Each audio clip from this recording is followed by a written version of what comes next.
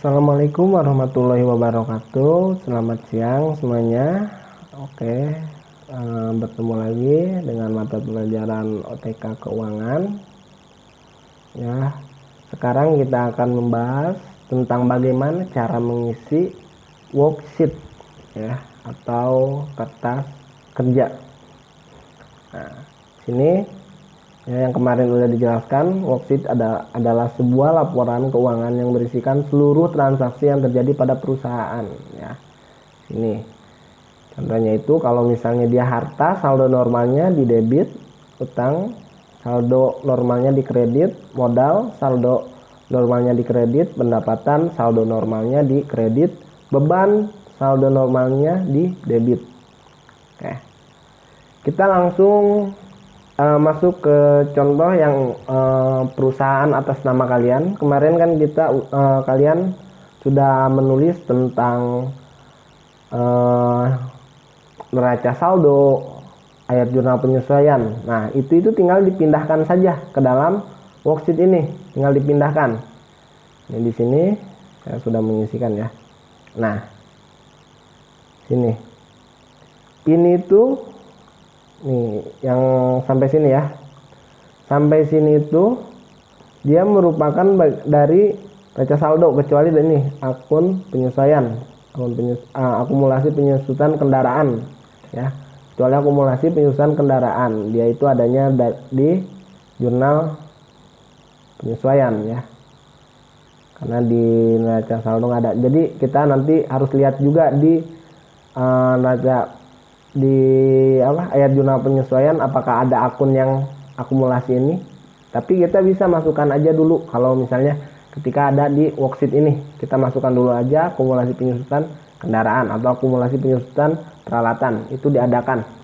Nah, cara mengisi yang pertama ini kan ada 1, 2, 3, 4, 5. Jangan lupa ini ya, ini jangan sampai lupa kepalanya. Ini itu berisikan apa sih, ini laporan tentang apa, ini periodenya, ini nama perusahaannya, ini mewakili ribuan rupiah ya. Baik, jadi kita lanjut. Nah, akunnya ini kita tuliskan akun-akun yang tadi berada pada neraca saldo. Ini kan yang ada pada neraca saldo nih.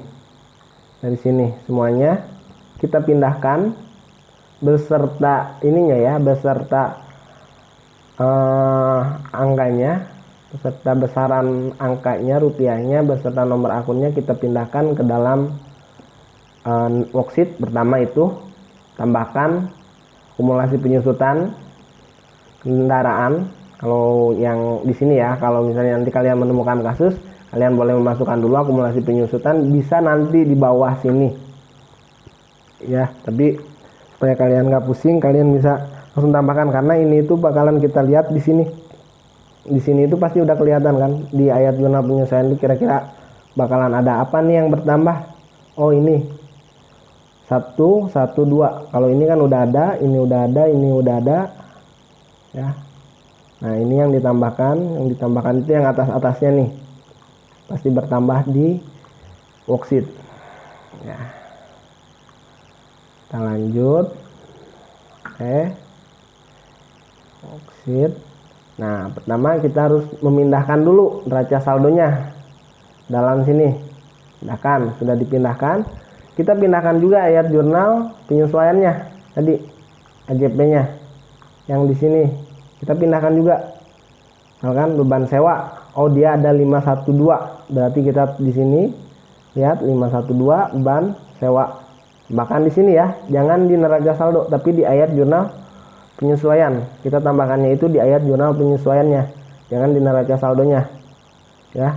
Ingat, ketika kalian sudah memindahkan nih, sudah dipindahkan, sudah dimasukkan, sudah digolongkan, kalian tinggal hitung di sini itu neraca saldo setelah penyesuaian. Neraca saldo setelah penyesuaian. Jadi di sini neraca saldo, tapi yang sudah disesuaikan ini kan, yang sudah disesuaikan.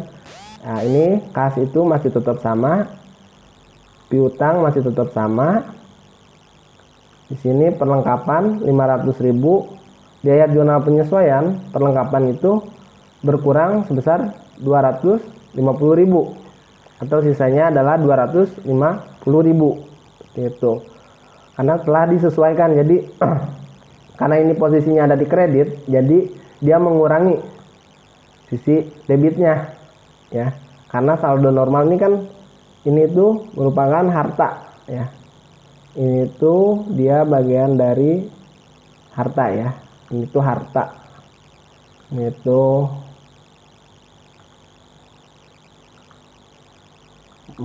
utang, ini modal ya, ini tuh bagian dari ini ya, ini bagian dari modal, ini bagian dari pendapatan,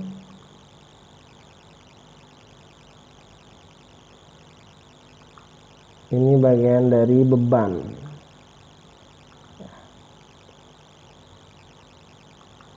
Nah ini bagian dari beban semua nih.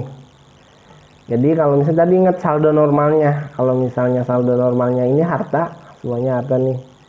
Dia kalau misalnya di debit itu berarti dia normal saldonya. Ketika di kredit dia sistemnya mengurangi yang ada di debit. Begitupun kalau misalnya dia ada di kredit, kalau misalnya hartanya itu ada di kredit, terus tiba-tiba muncul lagi di ayat penyesuaian di debit, maka dia akan menambahkan gitu. Seperti itu konsepnya. Nah sekarang sewanya itu 100.000 kan, sewa dibayar di muka. Terus pada akhir bulan kita anggap ini telah selesai, maka dia akan habis. Terus iklan dibayar di muka 150.000, dia baru digunakan selama 1 bulan, kan ini selama 3 bulan ya, jadi 100.000 lagi sisanya. Terus ini asuransi dibayar di muka dikurangi selama 1 bulan karena ini selama 1 tahun. Kendaraan sebesar 40 juta disusutkan sebesar 200.000 ya, susut sebesar 200.000, jadi segini saya 39.800.000. Nah ini akumulasi penyusutan kendaraan tadi yang mengurangi kendaraan ini kan. Nah terus di sini juga beban sewa tadi yang mengurangi sini, sewa dibayar di muka. Nah, ini mengurangi iklan, mengurangi iklan dibayar di muka, beban asuransi mengurangi asuransi dibayar di muka, beban pemakaian perlengkapan mengurangi perlengkapan. Tuh. Terus kita pindahkan. Itu jadi ini tuh udah dianggap sebagai beban ya, sewa dibayar di muka. Jadi uangnya udah, tapi manfaatnya belum digunakan. Tapi di akhir bulan kita harus sudah menganggap ini itu sudah digunakan. Jadi kita pindahkan ke beban. Caranya seperti itu di ayat jurnal penyesuaian. Nah, jadi neraca saldo setelah penyesuaian itu berisi antara neraca saldo tadi yang ditambahkan atau dikurangkan oleh ini ya. Ini kan harta, akun harta, dia ditambahkan akumulasi penyusutan kendaraan sini. Nah nanti kan hasilnya ini harus sama ya, ini dengan ini berarti kan ini masih segini ya, masih sama dengan ini. Nah kalau laporan laba rugi dia itu hanya pendapatan dan beban saja yang dijumlahkan. Jadi hanya pendapatan dan beban. Pasti akan berbeda, nggak akan sama. Di sini itu pasti akan berbeda dari laba ruginya jumlahnya. Di sini juga akan sama. Ya. Akan sama, berbeda di neracanya itu dia akan berbeda. Ya. Jadi laporan laba ruginya berisi tentang tadi pendapatan dan beban ditambahkan, hasilnya 671.000, yang ini 600.000, jelas beda ya. Berarti dia itu lebih besar pengeluarannya daripada pemasukannya ya. Sini. Terus di sini itu di neraca itu N itu neraca ya, bukan neraca saldo. Neraca saja itu berisi tentang harta, utang, dan modal. Itu. dia harus sama juga gitu. Sekarang hartanya itu terhitung hanya sebesar 70.229. Kalau utang plus modalnya itu sebesar 7.300.000. Jelas berbeda ya. Sudah sama. Nah, bagaimana nih? Nah, di sini kenapa ada 71? Karena ini itu adalah merupakan selisih. Yang ini itu selisih dari sini. Ya. Yang 71 ini adalah selisih dari sini. Dan 71 di sini adalah selisih dari sini. Gitu. Berarti harus sama. Harus sama. Kalau misalnya dia beda selisihnya berarti salah. Gitu.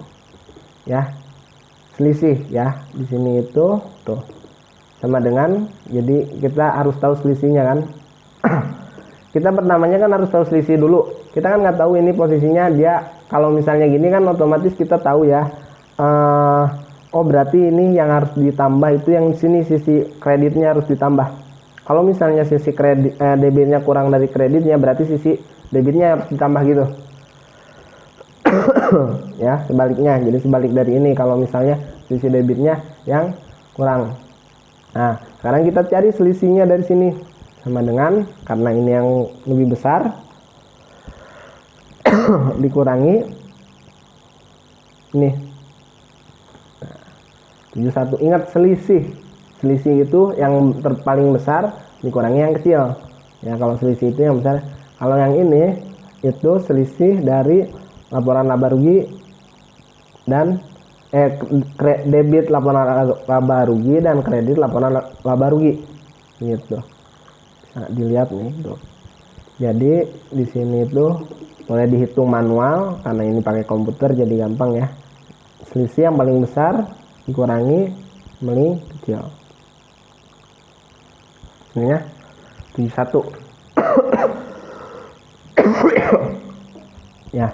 Nah, maka akan jelas ini sama dan ini sama ya. Oke. Jelas ya sampai di sini. Oke, baik.